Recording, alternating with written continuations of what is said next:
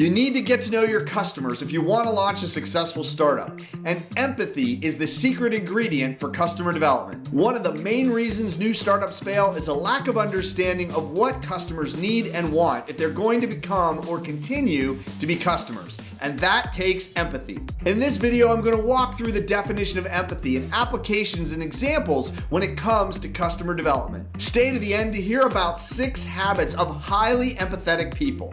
Let's get into it. It's one thing to say that we understand our customers or that we feel for our customers, but it's another thing to really understand them, to get into their skin, to walk a mile in their shoes, to really understand their experience and why it brings them to you when they have a problem or a headache that they need fixed. So let's start with this question. What is empathy? A recent research study gave this definition of what empathy really means. Empathy refers to the cognitive process in which individuals adopt the opinions of others in an attempt to understand the preferences, values, and needs of others. It causes them to pay attention to other situations. So this gives us an idea of what is meant by empathy and what it is to be empathetic towards customers. This is at the heart of all customer development. So let's take a closer look. So why does empathy matter? I'm going to give you 5 reasons. Number 1, it helps us to understand who our customer is.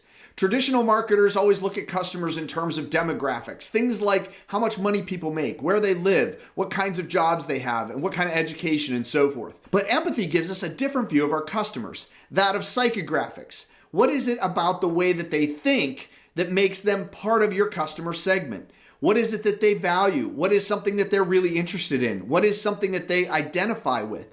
These are things that are much more motivating. And the more that we can have empathy with our customers, the better we can understand the psychographic connection they have to each other and to you and your brand. Number 2, empathy helps us to know where to find our customers. What social media platforms do they use? What online communities are they part of? What events do they attend? Or what are other points of connections for the customers that we're really looking for? The more that we understand and know and empathize with our customers, the more ways we know to reach them and the kinds of things that are going to resonate with them when we do. Number 3, empathy helps us to develop avatars or personas. These are profiles of our customers that help us to know who we are developing solutions for and what messages will engage them or motivate them to test out our offering. What is it that's going to help them to feel a connection to what we do? In a lot of ways, we can think of our customer in the form of a person. We can give them a picture, a name, a backstory. And this can give us a way to test any idea that we have with a particular avatar of a customer. Number 4, empathy provides a broader understanding of the customer's whole journey and where you or your brand fits into this journey.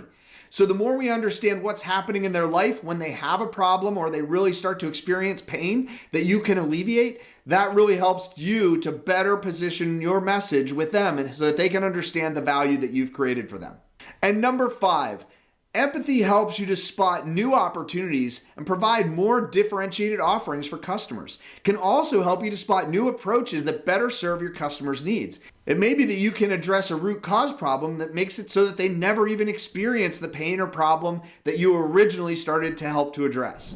Now let's check out 6 habits of highly empathetic people. In a recent article, Ark Hasnarik shared research about 6 habits of people who are highly effective in terms of empathy.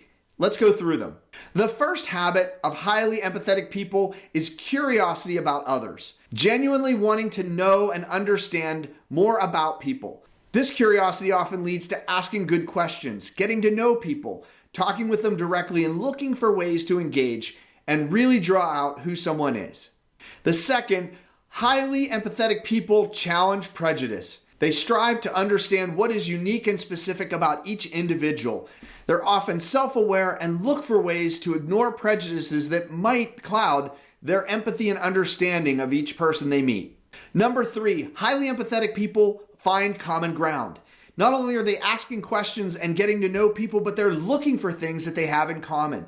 By finding common ground, they find ways to have relationship and to understand more deeply about what it is that they have in common with every individual they meet. Number 4, highly empathetic people listen, and they really listen. They're always really trying to hear what people are saying and really consider what it means. And they're looking for ways to dig deeper and really understand more. So often in conversations or in discussions, People are thinking about what they're going to say next rather than focusing on what the person who's talking is sharing about themselves and really understanding what that means about who they are. Number 5, highly empathetic people are not afraid to be vulnerable. They're willing to share about themselves because that builds relationships and that creates an openness and transparency and vulnerability that will encourage others to share as well. And number 6, highly empathetic people have a big imagination. They can connect the dots and see things that others might miss because they're not listening closely or seeking to understand. If you'd like to build some additional muscle in terms of empathy as you're working on customer development, here's an exercise that you can try. Reach out to someone that you don't know very well but fits into your customer category. Ask them if they'd be willing to have coffee with you or maybe connect on a Zoom. Start to talk to them and just get to know more about them. Ask them about their life and their circumstances. Ask them about the particular problem that you find your customers often struggle with and that you try to address with your products or solutions. Find out what's happening in their world when they encounter this particular problem. What leads up to it? What do they do now to try to address the problem? And what happens? What's the impact of the problems that they're dealing with? As you go, take notes, and when you're finished, stop and reflect to think about what are 3 things that you learned that you didn't know before. Ask them if you can follow up with them and meet again.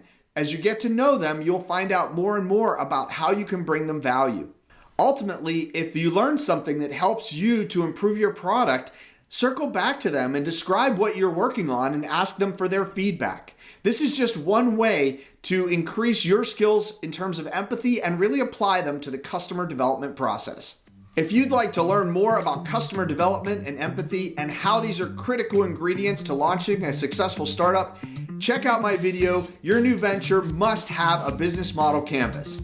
Keep going.